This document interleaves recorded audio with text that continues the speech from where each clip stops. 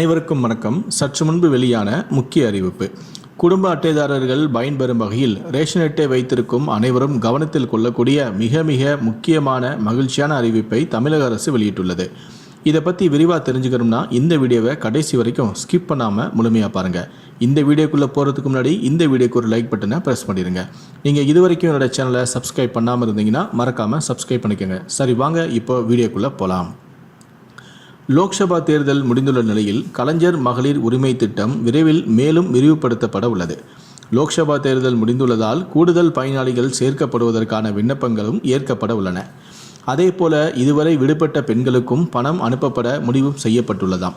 கலைஞர் மகளிர் உரிமை தொகை திட்டத்தில் கடந்த ஜனவரி மாதம் கூடுதல் பயனாளிகள் சேர்க்கப்பட்ட நிலையில் 90% மகளிருக்கு உரிமை தொகை சென்று சேர்ந்துவிட்டது என்றும், தகுதியான ஒரு சிலர் விடுபட்டு இருந்தால் அந்த பட்டியலை மாவட்ட ஆட்சியரிடம் வழங்க திமுகவினருக்கு அமைச்சரான உதயநிதி ஸ்டாலின் அறிவுறுத்தியும் இருந்தார். தேர்தலுக்கு பின் இவர்களுக்கு பணம் வழங்கப்படும் எனவும் எதிர்பார்க்கப்படுகிறது. ஏற்கனவே கலைஞர் மகளிர் உரிமை திட்டத்தின் கீழ் கடந்த ஜனவரி மாதம் மேலும் சில பயனாளிகளுக்கு பணம் அளிக்கப்பட்டு வருகிறது. கடந்த 2 மாதங்களுக்கு முன்புதான் இந்த திட்டத்தில் மீண்டும் சேர 12 லட்சம் பேர் மறு விண்ணப்பமும் கொடுத்திருந்தனர். அக்டோபர் இறுதி வரை இவர்கள் கொடுத்தனர். இப்போது 1,07 லட்சம் பேருக்கு இந்த பணம் தற்போது கொடுக்கப்பட்டு வருகிறது. தேர்தலுக்கு பின் மேலும் சிலருக்கு இந்த திட்டத்தில் பணம் வழங்கப்படவும் உள்ளது.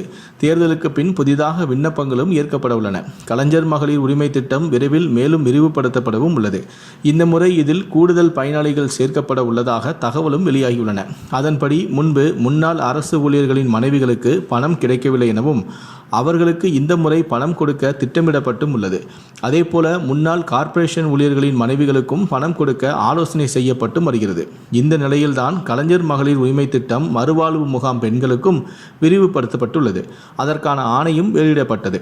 105 மறுவாழ்வு முகாம்களை சேர்ந்தவர்களுக்கு இந்த திட்டம் நீடிக்கப்பட்டும் உள்ளது. இதன் மூலம் 19,487 குடும்பங்களில் உள்ள பெண்கள் இந்த திட்டத்தில் விரிவுபடுத்தப்பட்டும் உள்ளனர்.